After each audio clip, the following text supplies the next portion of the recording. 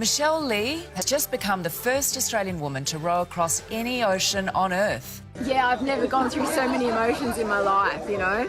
Isolation has been overwhelmed, there's been joy, there's been in awe of so many things. Battling seasickness, injury, isolation, sleep deprivation to conquer one of the world's toughest nautical events. A 5,000-kilometre journey across the Atlantic from the Canary Islands to Antigua. A true Aussie inspiration who's shown herself and the world what she's made of. I was plagued by that notion to row the ocean for 2 whole years until eventually I thought I would rather do it than die wondering. So don't die wondering and start thinking you can and you will. Wow. Oh, she is quite the doer, isn't she? And I'm very pleased to say Michelle joins us now, live from Antigua in the Caribbean, while some of her biggest supporters are here in the studio. Tony, Colin, Karen, Caroline, Corinne and Malcolm, welcome to you all and congratulations, Michelle! There you are! Oh, Michelle, I've got to start with a very obvious question. How does it feel? It's massive relief, to be honest, to be on land and to feel safe again. It's huge relief. So what was the kind of standout for you? Because obviously just completing it, must just be that wonderful emotional high, but you've been through some lows too, yeah? Oh, yeah, it wasn't all rainbows and butterflies, and just ask Tony. He was on the end of the sat phone through all of those. There was high anxiety, there was joy, there was overwhelm, you know, I was nervous and, yeah, definitely a roller coaster of emotions. Tony, I want to get to you because the two of you were in very frequent contact throughout. Yeah, very frequent. What would you like to say now to Michelle? I just think, well, firstly, it's great to see you home safe and, yeah, and I can get to sleep Thank now, you. baby. Yeah. But look, I've done the Atlantic Ocean and what you've achieved is just amazing.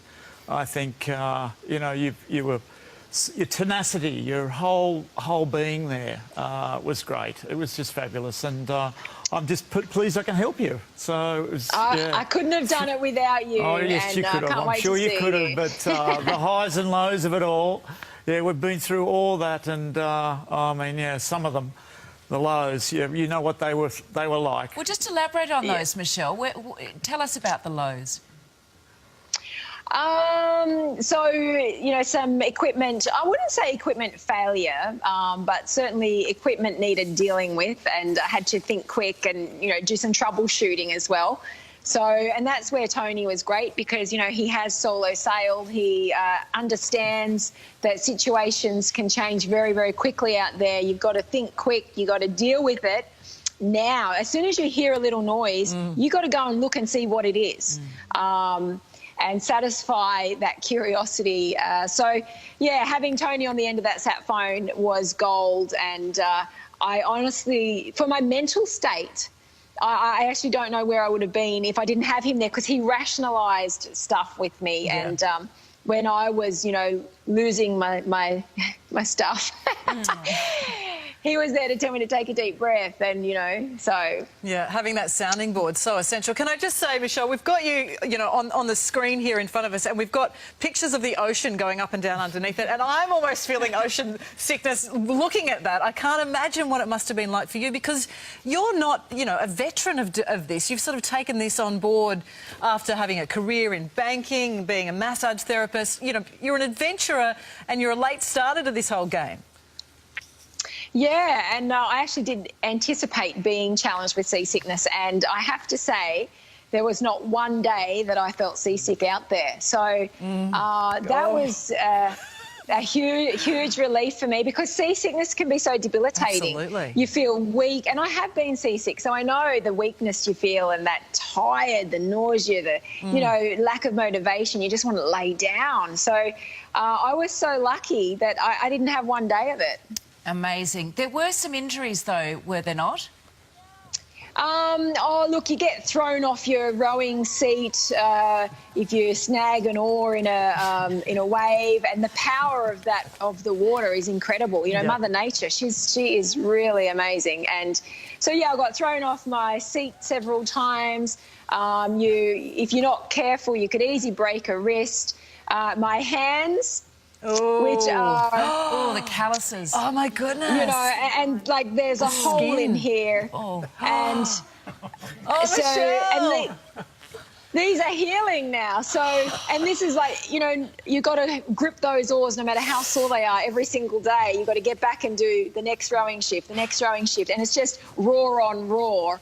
So that was, and you get little salt sores on your bottom as well, or don't show us those. Pressure sores. You want to row an ocean, don't you? I'm selling this, aren't I? Well, healing hands, quite literally. Just quickly and finally, your message here to your support crew. Thank you is inadequate. And how do you thank them for their contribution in time, in their knowledge, in even just sending good thoughts? Those vibes, man, they travel across the water, and I know they were with me with every single stroke. So massive thanks for every bit of contribution that they gave. Well done, you. Enjoy it, because what an extraordinary accomplishment, and we're so honoured to be able to speak to you this morning as well. Well done, Michelle. Woohoo! Thanks, guys. Thanks, everyone. Thanks for your efforts for going into the studio.